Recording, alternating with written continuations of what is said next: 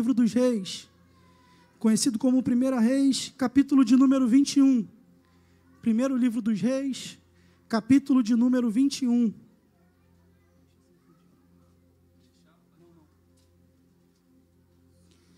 Quantos acharam, digam amém.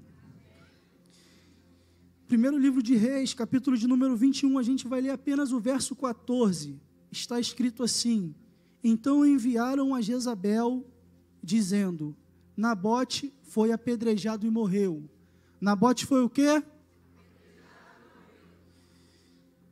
Pai, muito obrigado pela tua palavra. Que nesse momento, Espírito Santo, o Senhor, Pai, possa preparar o terreno, possa preparar os corações, que a terra esteja preparada para receber a preciosa semente que sairá daqui hoje, Pai. Que as pessoas possam verdadeiramente, Pai, entender e compreender e saírem daqui diferente da forma que entrou, em nome de Jesus. Amém. Irmãos, queremos falar hoje sobre princípios e valores. Princípios e valores. E já pegando o gancho das crianças que oramos aqui, os princípios e valores que eu carrego hoje, quem me ensinou foi minha mãe e meu pai. A minha mãe, ela não está aqui hoje, está trabalhando, meu pai está, mas é importante nós termos princípios e valores conosco. Porque os princípios e valores que a gente leva com a gente vai fazer total diferença em toda e qualquer decisão que nós formos tomar lá na frente. Eu acredito que em algum momento você já pode ter se deparado com alguma condição errada, com alguma questão que no seu teor de julgamento você falou: isso aqui é errado. Mas você soube julgar, por quê? Porque você tem princípios. Pastor Silvio, eu acredito, o senhor tem 2 filhos, eu acredito que o senhor está passando os princípios para ele, acerca do que fazer e o que não fazer. E esse capítulo aqui que nós acabamos de ler vai falar sobre um nome conhecido, porém pouco pregado, chamado Nabote. Nabote, quem aqui já ouviu falar? Nabote. Nabote, ele era dono de uma porção de terra na encosta oriental da colina de Jezreel. E ele tinha uma vinha. Nabote ficou conhecido por ter essa vinha. E eu, quando era criança, eu pensava que a vinha era uma varinha. Eu pensava que a vinha era alguma coisinha assim, que ele ganhou. Mas, na verdade, essa vinha era um terreno grande, com uma plantação, podemos dizer, de uva. E ele ganhou isso por herança dos seus pais. Então, Nabote, ele é um homem que herdou dos seus pais essa vinha. E vai acontecer um episódio que um rei também muito conhecido, chamado Acabe, ele quer comprar essa vinha de Nabote. E ele vai falar: eu te dou uma vinha maior e melhor. Ou então eu te dou o valor, o preço que você quiser. E Nabote, ele vai responder a seguinte questão: guarda-me o Senhor, de que eu te dê a herança de meus pais. Aqui eu vejo um homem que aprendeu muito bem com seus pais os princípios que ele carregava. Porque poderia ter muito dinheiro envolvido. O preço poderia ser alto, a proposta poderia até ser boa, mas a vinha de Nabote era uma herança dos pais dele.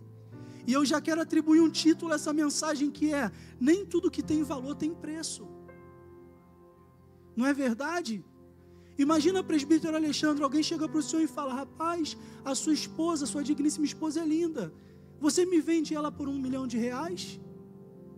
Porque tem um valor para ele tão grande, que não importa o preço que colocar, ele vai vender. Porque nem tudo que tem valor tem preço, e hoje a gente está confundindo isso. A gente está botando preço naquilo que tem valor. A gente está botando preço naquilo que não era para a gente vender. E com isso a gente está desonrando princípios que fomos ensinados quando éramos criança. E o pior de tudo é que a gente bota preço sabendo. Porque não importa se você morou longe do seu pai, não importa se a criação do teu pai foi apenas acompanhada, mas valores e princípios você teve. Você sabe julgar o que moralmente é certo ou o que moralmente é errado. E o texto que nós acabamos de ler, lá no versículo 14, vai dizer que esse homem morreu apedrejado. E ele morre porque ele guardou a herança. O fato dele ter guardado a herança que ele ganhou fez ele ser apedrejado e morto. E hoje nós vivemos numa sociedade que a gente necessita de aprovação. A gente está vivendo como se fosse na massa de manobra. Se todo mundo vai para a direita, eu preciso ir. E se todo mundo vai para a esquerda, eu preciso também. Porque se eu não for, eu vou ser o único descolado. Mas Nabote não. Podia ser muito dinheiro. Poderia ser uma proposta muito boa. Mas ele guardava os princípios. E o que acontece? Esse rei Acabe que fez a proposta, ele vai para casa triste, a Bíblia diz.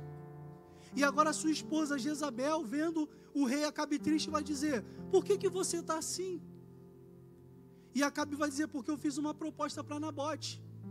Eu queria a vinha dele, mas ele não quis me vender. E ela fala: não, fica tranquilo que eu vou dar um jeito nisso aí. E ela vai armar algo contra Nabote. Ela vai armar uma situação onde ela vai colocar Nabote na linha de frente no concílio e vai falar para todo mundo que ele desonrou não só a Deus, mas também desonrou o rei, que ele blasfemou. E ela falou: coloque 2 filhos de Belial, 2 mentirosos, 2 pessoas que não têm esses princípios, para mentir. E quando for falado que Nabote fez isso, eles vão concordar. E o que aconteceu? Colocaram Nabote lá, na frente de todo mundo. Falaram: você desacatou o rei, você desacatou a Deus, você desonrou a Deus. Moral da história: Nabote morreu. Esse homem, ele vai morrer apedrejado por guardar princípios e valores. E sabe o que é o mais interessante? É que nós estamos vivendo numa geração que, por mais que doa, é uma verdade. Não está mais valendo guardar princípios e não está mais valendo guardar valores. Isso é o que muitos dizem aí fora. Mas eu acredito que ainda vale guardar. Porque você pode não ser conhecido pelo muito que você tem, mas você vai ser conhecido por aquilo que você tinha. Pedro e João, num episódio em Atos 3, eles vão ficar famosos não pelo ouro e pela prata que eles carregavam. Muito pelo contrário, eles vão dizer: eu não tenho prata, mas eu também não tenho ouro, mas o que eu tenho, isso eu te dou. E a pergunta que fica é: um homem inocente morreu, e quem advogou por ele? Quem estava lá para ajudar Nabote? Um homem inocente morre por guardar princípios e valores. E hoje o que está acontecendo é que, de forma inconsciente, a gente sabe que quando o bicho pega, se guardar princípios e valores, a gente morre. A gente é o descolado, a gente é aquele que não vai saber lidar, a gente é aquele que todo mundo vai falar que a gente não compensa. Mas eu te garanto que quando você guarda esses princípios e valores, o que mais vão ter são pessoas te procurando quando elas precisarem de ajuda. A minha maior frustração como ser humano, tendo 29 anos de idade, é o fato de conversar com a minha esposa e falar: as pessoas só me procuram quando precisa de alguma coisa. Isso dói. Porque muitas das vezes a gente está triste, ninguém consegue olhar para a gente e identificar que a gente está mal. E graças a Deus que eu tenho a minha esposa do meu lado, porque ela é minha incentivadora e falando: dá graças a Deus. Porque se te procuram é porque você tem algo a oferecer. Então os princípios e valores que a gente carrega vai surtir um efeito muito grande, principalmente no mundo espiritual. E talvez você está pensando aí falando: é fácil falar porque você não sabe o que eu estou vivendo. Eu sei. Talvez você não sabe o que eu estou vivendo. É muito bom a gente ter a sensação de estar num culto e ver um jovem fluindo, Benjamin. A gente se emociona, Miqueias, porque a gente vê que o trabalho está sendo bem feito. A gente vê que está valendo a pena. A gente não vê mais a nossa vida como preciosa. E fazendo isso para quê? Para uma obra que até então é invisível. E o mundo fala o quê? Não vai valer a pena não, rapaz, para que tanta dor? E talvez você olhando falando: é fácil falar porque você não vive. E quem fez justiça por Nabote aqui não foi o homem não, foi o próprio Deus. Porque Deus olha, Deus conhece, Deus sabe, Deus entende. O pior não é Nabote que morreu injustamente. O pior é alguém que se dá uma de Judas e bota 30 moedas de prata como preço em algo que não deveria ter valor. Morrer por aquilo que tem valor é lucro. O pior é você trair, botar um preço naquilo que não deveria.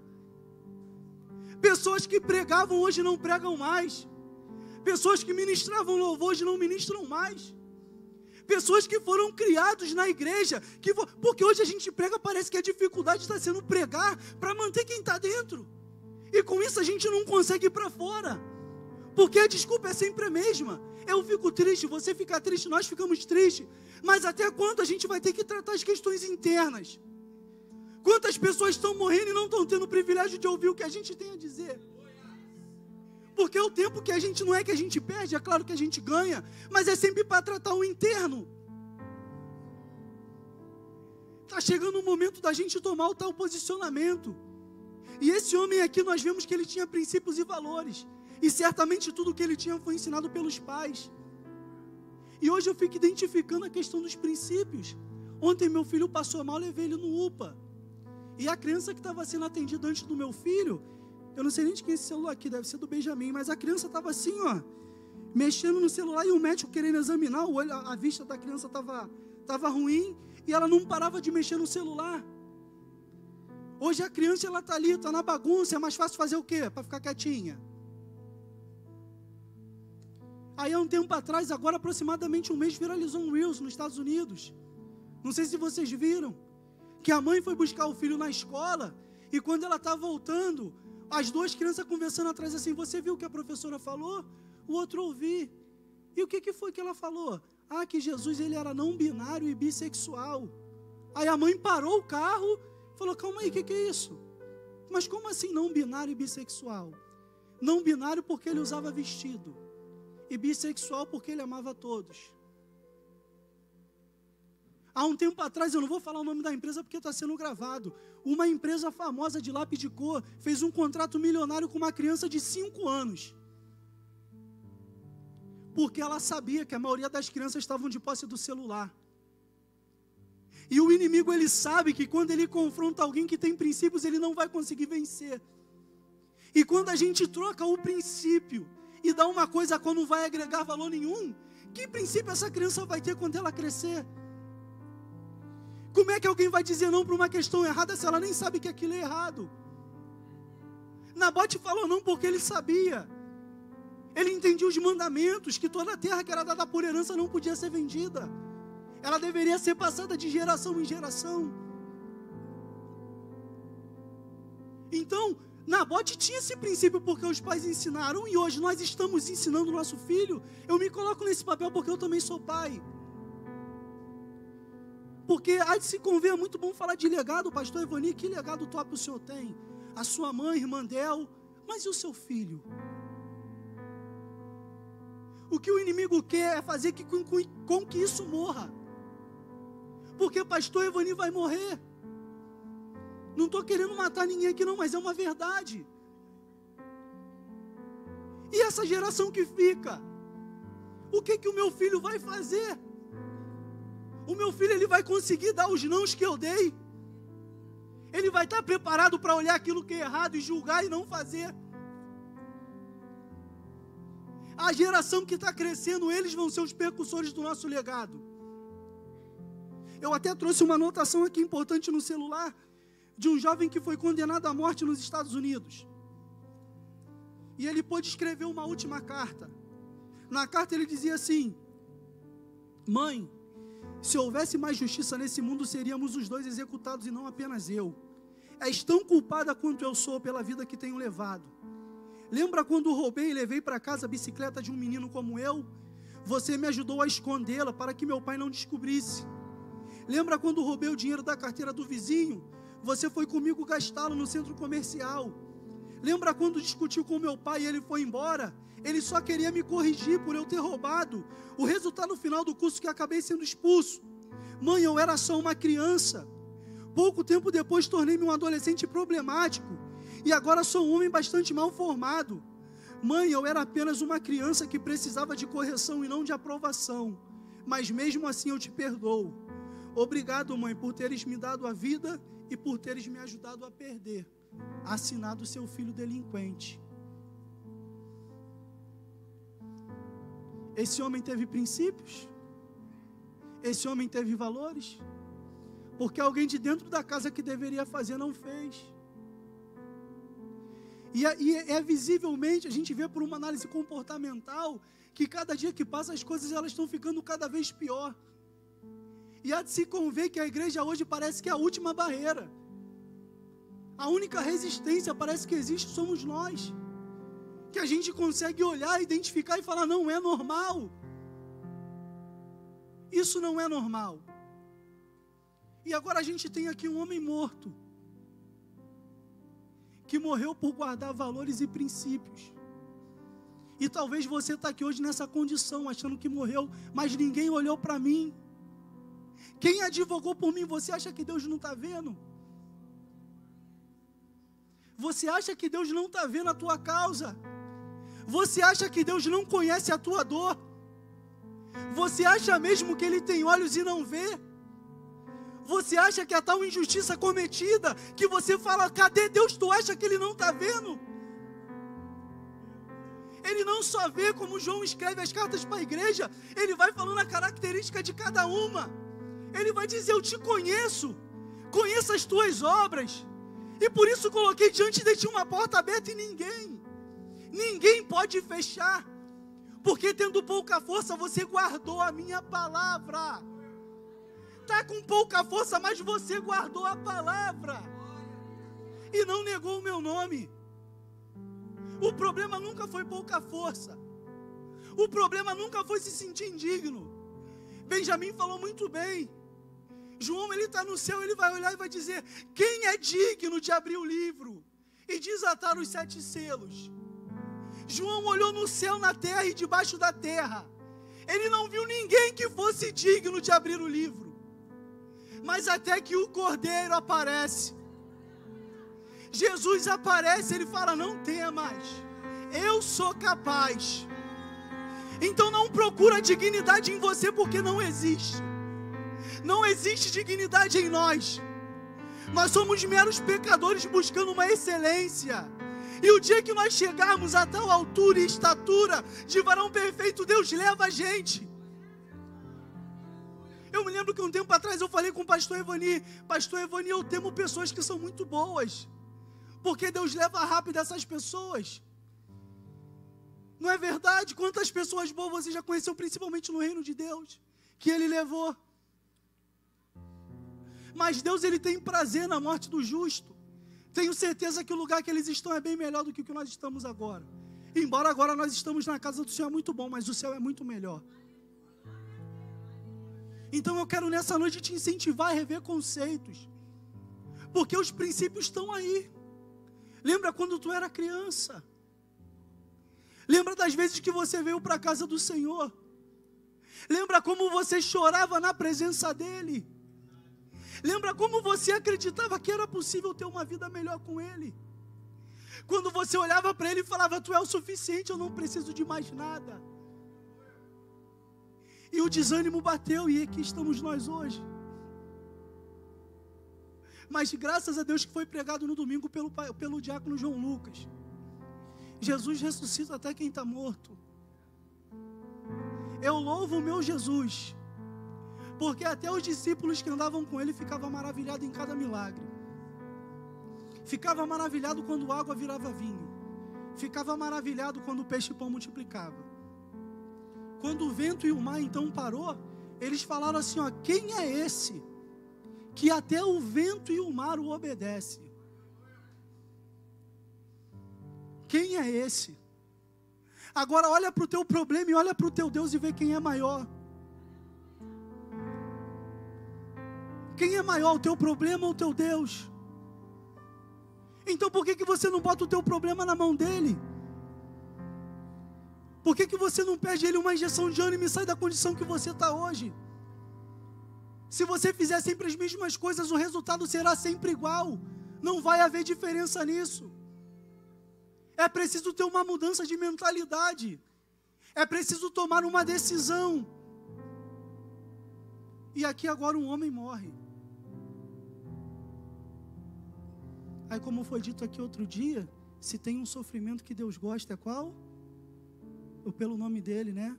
Quando a gente sofre pelo nome dele. Bem-aventurados sois vós, quando caluniados, quando falarem todo tipo de coisa de vocês por conta do meu nome. Jesus não escondeu o jogo, Ele nunca falou que seria fácil. Ele nunca disse. E nós estamos aqui travando uma batalha cada dia mais difícil. A gente olha o comportamento humano como está hoje. O que você vê? Na minha época eu ainda via isso. Eu trabalho com meu pai desde pequenininho. E eu lembro que eu pedia a benção às vezes até para quem não era meu tio, não era nada meu. Tinha esse costume antigamente. Pedir a benção para os mais velhos. E hoje, qual foi, coroa? Qual é a tua? E está acontecendo de forma sorrateira e ninguém está enxergando. E hoje o que está acontecendo? Os valores foram invertidos. Já não é mais filho enterrando pai. É pai enterrando filho. E para a gente parece que já ficou normal. A incredulidade bateu ao ponto da gente nem mais acreditar. O que aconteceu com a gente, irmãos? Por que a gente não acredita? O que está faltando para a gente? Reflita. Qualquer desânimo é o suficiente para botar a culpa em Deus. O irmão me chateou, não vou para a igreja hoje, Daniel. Quem leva a culpa é sempre o único que não tem culpa de nada. O que Deus te fez? Deus nunca fez nada para você, muito pelo contrário. Eu tenho certeza que quando todos te abandonaram, Ele foi o único que permaneceu. Faz uma reflexão da tua vida. O homem abandona. E a Bíblia vai além. Ela vai dizer, pode uma mãe se esquecer do filho que está no seu ventre. Eu, todavia, nunca me esquecerei de vós. É um Deus zeloso, que cuida, que ama, que sabe o que você está passando, entende as suas necessidades. Mas princípios e valores estão sendo perdidos. E o que nós estamos fazendo para reverter isso? Porque o ciclo é vicioso, como foi dito algumas semanas atrás. O sumo sacerdote Eli tinha 2 filhos, Ofni e Finés, não é isso? E os seus filhos vão herdar, só que fazem tudo o que era ao contrário. O que acontece? Deus chama Samuel. Samuel foi top, mas aconteceu a mesma coisa com os filhos dele. Aí o povo volta novamente e fala, Samuel, os seus filhos não seguiram o que você fez. Nós queremos um rei. Entra Saul, você conhece a história. E repare, o ciclo é sempre vicioso. Eu sou um pouco ruim de lembrar nome, mas tem aquele, Ezequias, que ia morrer, e o profeta acrescenta mais 15. Ele pede mais tempo, Deus concede. E o filho dele, Manassés, faz tudo o que era abominável aos olhos de Deus. Para que Deus dá mais tempo se a gente não está usando o tempo que a gente tem para fazer nada? E o ataque é sempre nas crianças. Porque eu vou morrer. O Adriano vai morrer. Não sei se velho, se novo, mas a minha semente está aqui. A minha semente está aqui. Às vezes quando eu estou aqui de tarde sozinho, eu boto ele aqui em cima para ficar pregando. Alguém já deve ter visto o vídeo aí alguma vez que eu posto. E ele fica empolgado, ele faz. E ele sempre me pergunta, papai, o que você está fazendo na igreja?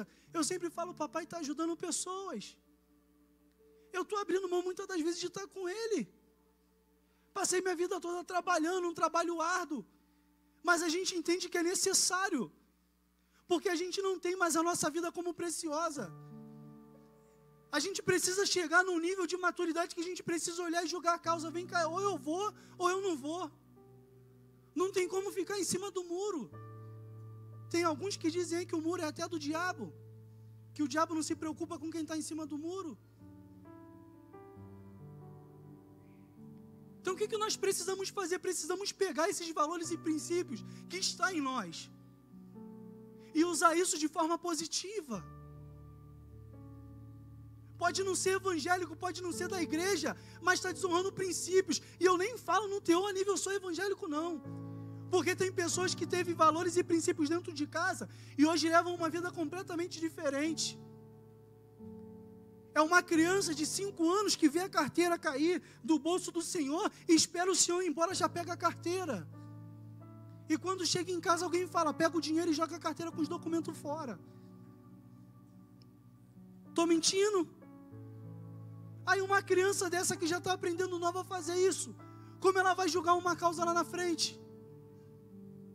O ataque está em cima deles. A estratégia do inimigo está assim, está na internet. Pegando as crianças, fazendo coisas. E olha como é que o diabo é estrategista. Eu não tô dando uma de bambambam não, tá? Porque vira e mexe. Meu filho também está lá na bagunça, o que eu faço? Mas é justamente às vezes nessa que o inimigo planta uma sementinha. E se você já passou pela cura da alma aqui alguma vez, você sabe que a janela da alma são os olhos. Então existem coisas que as nossas crianças veem e está fazendo mal para elas e a gente não sabe. Mais uma vez esse ano fui agraciado de poder estar na escola do meu filho no Dia dos Pais. Coisa que até então eu nunca pude, acho que foi só esses 2 anos, né, amor? Ano passado e esse ano, né? E mais uma vez eu pude constatar uma coisa que eu vi ano passado. A pior hora é a hora de entregar o presente, pastor. As crianças começam a chorar porque o pai não está lá. A gente entende. Provedor, pode estar trabalhando, não pode estar lá, não é um julgamento.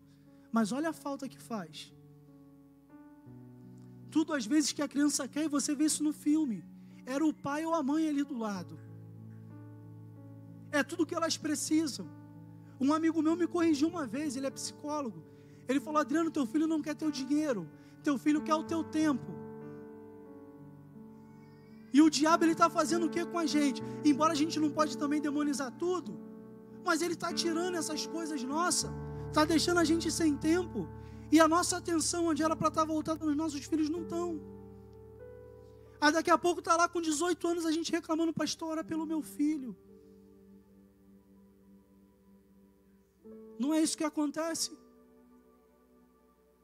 Se pergunta aí você, independente da idade, se quando você estava fazendo o que era errado, tu não sabia que era errado e mesmo assim tu fez. Foi mais fácil pegar o valor que você tinha e ter colocado 30 moedas em cima. É melhor botar preço. Mas só que o que está acontecendo com a gente? Com isso, a gente está trocando aquilo que é eterno por aquilo que é passageiro. A gente está abrindo mão de uma coroa, a qual a Bíblia vai dizer assim, ó, guarda o que tem. Guarda ela, porque o trabalho, a gente já tem, a coroa já está com a gente. A coroa, ela já está conosco. A nossa maior dificuldade é guardar. Porque o inimigo, ele quer tomar isso da gente. E muitas das vezes não é pelo dinheiro que você tem. Talvez você está aqui hoje, nem evangélico você é. Mas Deus, ele conhece o teu coração. Eu costumo falar com os amigos meus uma coisa muito simples. Mas se alguém aqui alguma vez já assistiu aquele, eu acho que é seriado que fala, a turma do Chaves que dava antigamente. O Chaves tinha casa. Ele morava onde? Quem sabe? Num barril. O Kiko tinha casa? Geralmente quem sempre comia o sanduíche de presunto era o Kiko. Mas ele tinha inveja do Chaves. Como é que pode quem tem tudo ter inveja de quem não tem nada? Porque não é pelo que você tem, é pelo que você é. E o que você é está no teu coração. Há um louvor que diz que o nosso orgulho nos tirou, ou tirou o homem do jardim. Mas Jesus, com a sua infinita misericórdia, ele pegou o jardim e implantou em nós. Porque aquilo agora, que a gente pode não ter o acesso efetivo, está em nós, está dentro de nós. E ele nos deu o direito de poder acessar a presença dele. E a gente pega isso que está em nós, faz pouco caso. O único que valoriza a gente em todos os aspectos. Me fala alguém aqui que Deus já te desvalorizou. Me fala alguém o dia que Deus te desmoralizou. Me fala um dia que Deus falhou. A gente abandona aquele que nunca abandonou. A gente abandona aquele que nunca falhou. A gente abandona aquele que sempre esteve ali. Mas glória a Deus, a palavra está escrito. Mesmo quando nós somos infiéis, Ele permanece fiel. E Ele te trouxe aqui nessa noite para te dizer isso. Conheça o teu coração. Eu sei o que se passa aí dentro. Nunca me esqueci de você. Te conheço pelo nome. Lembro quando você era criança. Lembro quando tua mãe penteava o teu cabelo, quando você adorava. Lembro quando você chorava. Lembro quando o mais importante para você era eu. Eu tinha prazer de ouvir o que você falava para mim. Mas parece que é um ciclo vicioso. Como diz em Gênesis, agora Deus aparece: Adão, onde estás? Foi Deus que se afastou do homem? Não, foi o homem que se afastou de Deus. E é o que a gente faz. A gente se afasta e depois pergunta: por que me abandonou? Ele está no mesmo lugar, te esperando, olhando nos seus olhos e falando: ei, vai ficar tudo bem. O problema é que você confiou na pessoa errada. Era para ter confiado em mim. E esse dia eu estava conversando até com meu amigo Tali Lipe, e a gente estava falando uma coisa interessante que foi ministrada aqui. Às vezes a gente olha para o cenário que a gente está, um cenário completamente desfavorável, e olha para o nosso cenário achando que não tem solução. E por isso a gente acaba limitando o poder de Deus. Só que quando a gente entende o real propósito do Evangelho, a gente consegue perceber que José não se tornou governador do Egito quando ele assumiu o trono. José, como escravo, já era governador. José na casa de Potifar era governador. José na prisão era governador. Porque aquilo que Deus te deu, ninguém toma. Às vezes você está pensando que só vai ser feliz quando chegar lá, mas você já chegou. Você só não consegue perceber. Você só não consegue ver. Porque está tão preocupado com as coisas alheias, colocou preço naquilo que tinha valor e não consegue mais enxergar o agir de Deus. E qual o objetivo dessa mensagem? Vamos voltar para os princípios e valores. Vamos voltar para aquilo que a gente aprendeu lá atrás. E é difícil às vezes. As palavras chegam a ser ofensivas.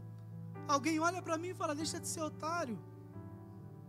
Todo mundo faz, só você que não faz. Deixa de ser bobo, lá, tu ajuda todo mundo e ganha uma volta de novo. Como é que pode uma coisa dessa? Olha o nível de afronta.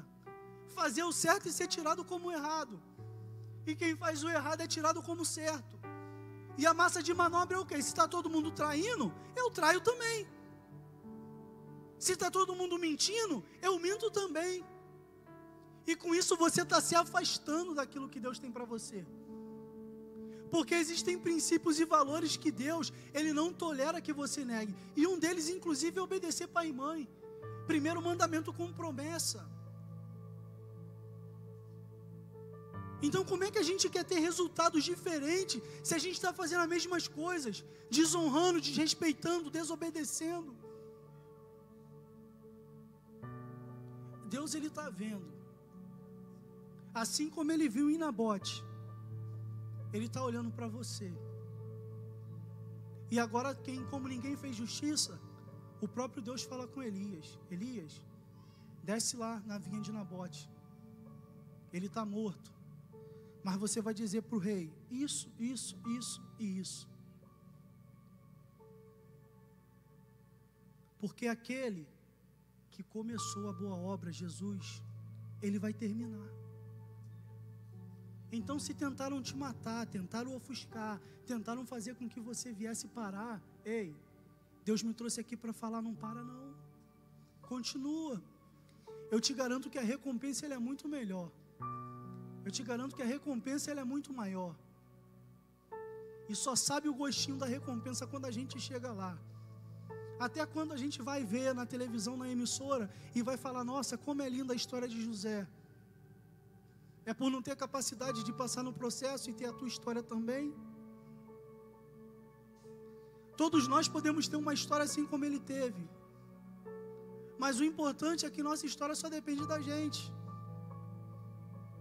A nossa história depende da gente. E todos nós temos uma história de superação dentro de nós. Eu tenho a minha, tenho certeza que você tem a tua. E hoje, quando a gente olha para trás, talvez você olhe e fale: caramba, ainda bem que eu abri mão de todos aqueles anos de salário, porque eu consegui construir minha casa. Ainda bem que eu fiz tudo isso. hoje eu tenho um lar para morar. Quando você consegue olhar para trás e ver a recompensa, você consegue dizer, valeu a pena. Só que nós estamos vivendo um momento que a gente não quer passar esse processo. A gente não quer passar esse tempo. E esse tempo ele é necessário. O tempo é necessário para a gente amadurecer. O tempo é necessário para a gente adquirir experiência. O tempo é necessário para que a gente fique mais espertos. O tempo é necessário para que a gente consiga visualizar melhor as situações. E como é que a gente pode não querer passar pelo tempo? Eu acredito que hoje, pastor Silvio, o senhor é muito mais experiente do que há 20 anos atrás. Entre as frustrações e as coisas boas que aconteceram, em todas elas você tirou um aprendizado. Então as coisas ruins que acontecem, no final delas a gente consegue extrair algumas lições boas. E hoje tem uma galera aí, sem citar nomes, que conversa comigo e fala, cara, queria ser igual a você. Eu fico rindo às vezes. Porque na verdade, às vezes eu paro para pensar e falo, nem eu queria ser o que eu sou, cara. Porque tá difícil às vezes. Todo mundo olha pra gente como um exemplo. E às vezes eu olho e falo, nossa. É meio que até pior, a gente conversa às vezes, né, Miquel? Que aí mesmo que a gente não pode mais errar. Às vezes a gente até pensa, pô, quer saber? Vou parar, pastor. Eu sou um cara bom, não falo palavrão, não xingo. Eu sempre tive integridade antes de entrar na igreja. Nunca traí minha esposa, embora eu era desviado. Mas eu sempre tive a minha integridade boa, eu tinha princípios. Então às vezes eu penso, cara, o Adriano, que estava fora e entrou para a igreja, mudou algumas coisas bobas. Foi um palavrão, talvez, que na época saía sem querer. Isso eram conversas que talvez eu não deveria conversar. Mas eu sempre tive um padrão legal, assim, de educação. Porque é difícil. E às vezes a sensação que dá, muitas das vezes, e eu louvo a Deus pela tua vida, Benjamin, é porque, e assim como você, outros jovens que estão aqui, é que isso mostra pra gente que o que a gente está fazendo aqui não é em vão. Quando a gente vê alguém, e engraçado que quando a gente olha, pelo menos eu tenho essa convicção, com muita humildade, vai ser muito melhor do que eu, cara. Isso alegra o meu coração. Olhar e falar, caraca, vai ser muito melhor. E nem que seja 1% eu fiz parte disso. Com toda humildade eu bato no peito e falo, eu fiz parte disso. Então por mais que eu não tenha levado uma vida de tantos resultados mirabolantes, mas eu acredito que se um dia Deus me perguntar, eu vou ter alguma coisa para falar. Foi pouco, mas eu fiz. E muitas das vezes a gente fica no empecilho, porque a gente quer fazer muito. Mas só chega no muito quem passou pelo pouco. Só que o problema é que quando a gente olha para o pouco, quem quer ficar no pouco? Quem quer passar pelo pouco? Quem quer se sujeitar no pouco? Quem quer que alguém olhe para você e fale, tu está no pouco? A gente quer ter muito. A gente quer ter aprovação. A gente quer olhar e falar, não, eu quero estar lá. Eu quero que as pessoas olhem para mim e tenham a sensação de poder. Se soubesse como é difícil. Se soubesse como é difícil. Mas ainda assim, com pouca força, muitas das vezes a gente vem aqui para falar assim, ei, para não, desiste não, tem brilho aí. Se você parar e analisar o teu coração, tu vai lembrar,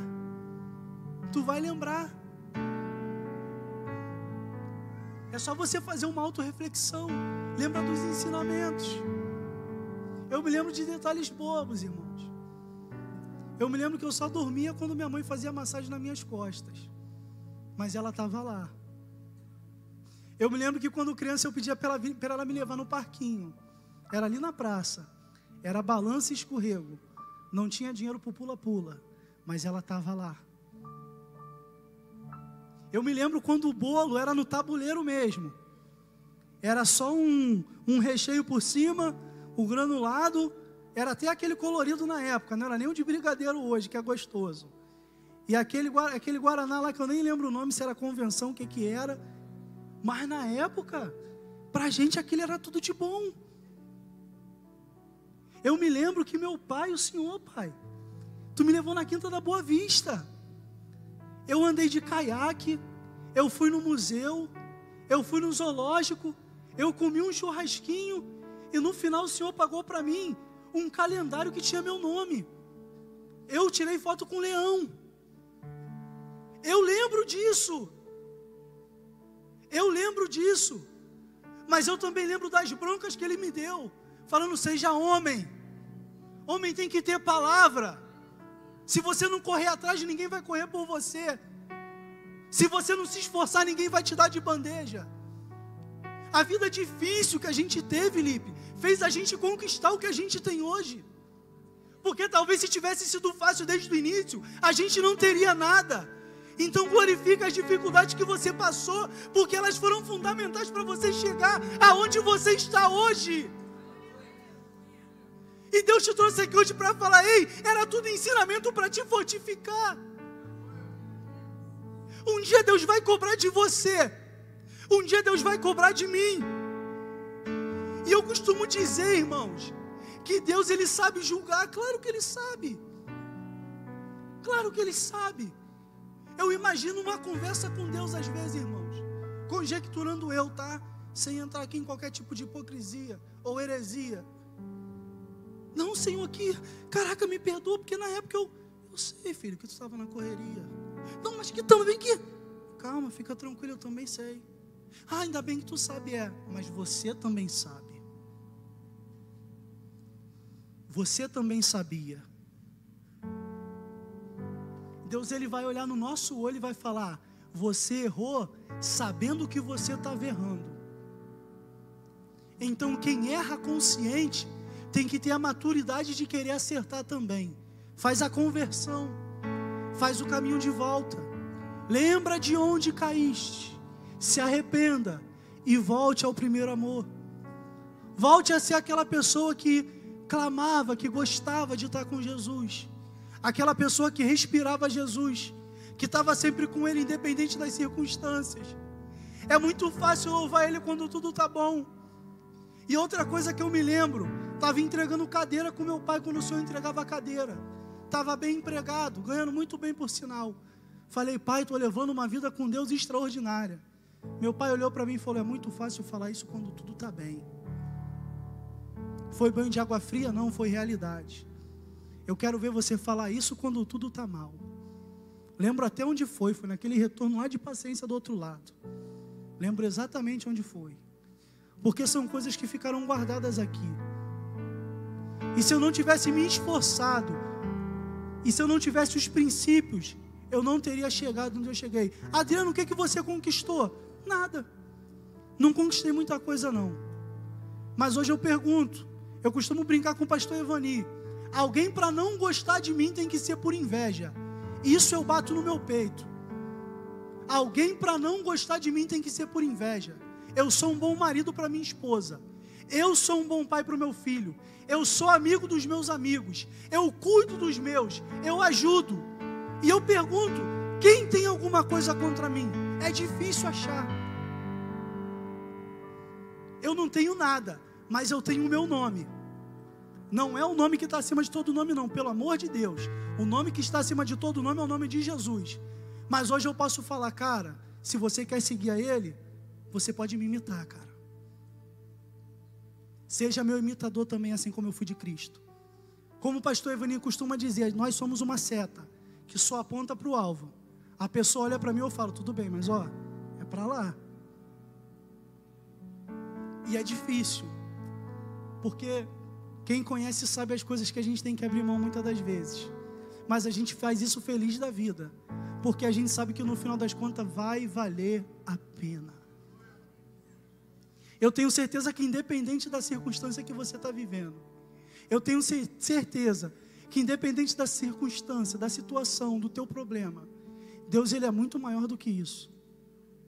E Deus me trouxe aqui hoje para dizer para você assim: olha, você tem valor. E o valor que você tem, eu valorizo ele. O valor que você tem, eu dou valor a ele. Eu dou tanto valor que morri por você. Eu dei tanto valor que quando estavam me crucificando, eu falei: perdoa eles. Eles não sabem o que estão fazendo. E se Jesus falou isso na cruz, com certeza às vezes Ele fala isso hoje. perdoa ele, Pai. Está nesse caminho, mas não sabe o que está fazendo. Perdoa ela. Ela até sabe, mas está sem força. Mas não se trata de muita força. Não se trata sobre nós, não é sobre nós. Nunca foi, na verdade. Sempre será sobre ele. E ele me trouxe aqui hoje para te encorajar. Erro é erro. Pecado é pecado. Não tem desenrolo. Está errado, está errado. Mas tem solução? Tem. Faz a conversão e vem fazer o que é certo. Se faz o errado consciente, por que não volta e faz o certo? O que é tão difícil? Hoje se tornou moda culpar os outros, presbítero Fábio. Ah não, é porque o presbítero Fábio fez isso. Por que tu não bate no peito e fala, não, fui eu que falhei? Ou porque já que alguém foi percussor para a tua saída, por que você não é percussor para a entrada de alguém? Porque sabe o que acontece, irmãos? Uma grande verdade. Muitas das vezes, em vez da gente ajudar, a gente está ferindo as pessoas. Muitas das vezes, igreja, é nós aqui, nós. Ao invés de ajudar, nós estamos ferindo. Ao invés de ter misericórdia, nós estamos julgando. Nós estamos fazendo um trabalho que não é nosso. O nosso trabalho é acolher, é falar de Jesus, é tirar o carrapicho, é deixar claro que o certo é certo, o errado é errado. Que verdade é verdade, mentira é mentira. Que céu é céu, inferno é inferno. Não tem meio termo, ou é ou não é. E sabendo que é o que é, a vida que você leva está te condicionando para hoje. Para onde? Para onde está te condicionando a vida que você está levando? É essa reflexão que nós temos que fazer. O meu filho está apto para ser o sucessor do meu legado? O meu filho vai conseguir dar continuidade àquilo que eu construí? Ou alguém vai olhar e vai falar assim, caramba, esse dia eu vi na internet, o camarada evangelizando na favela, o rapaz com um fuzil na mão, o rapaz falando, cara, tua mãe chorava por você, tua mãe era missionária, cara, tua mãe tirou muita gente do crime, olha o que aconteceu contigo, rapaz. E o rapaz com um fuzil na mão chorando, mas não largava o troço do fuzil. Ele sabia que era errado ou não sabia? Irmãos, eu vou além. Chega para uma mulher de programa e pergunta para ela, isso que tu faz está certo? Ela sabe ou não sabe te dar a resposta? Chega para um traficante, pergunta a ele se o que ele está fazendo está certo. Ele vai te dar a resposta, ele sabe ou não sabe? Então quem está fazendo errado está consciente. E quem erra consciente sabe para onde vai. Quem erra consciente sabe para onde vai. A misericórdia de Deus não é uma aposta para a gente ficar contando com ela. Ah, Adriano, mas e o ladrão da cruz? Cara, tudo pode acontecer, mas eu não quero contar com a misericórdia. A gente pode até usar um vocabulário popular, eu não quero contar com a sorte. E eu estou aqui hoje para falar, e os princípios e valores que você carrega, eu sei que ainda está aí. E você também sabe. Só que eu vim aqui hoje para falar para você o quê? Faz uma escolha. Faz uma escolha. E faz a escolha certa, que eu sei que você sabe qual é. Você sabe qual é a escolha certa. Deus me trouxe aqui essa noite para falar, eu vim aqui para falar só contigo. E você sabe que eu estou falando com você. Se coloque de pé em nome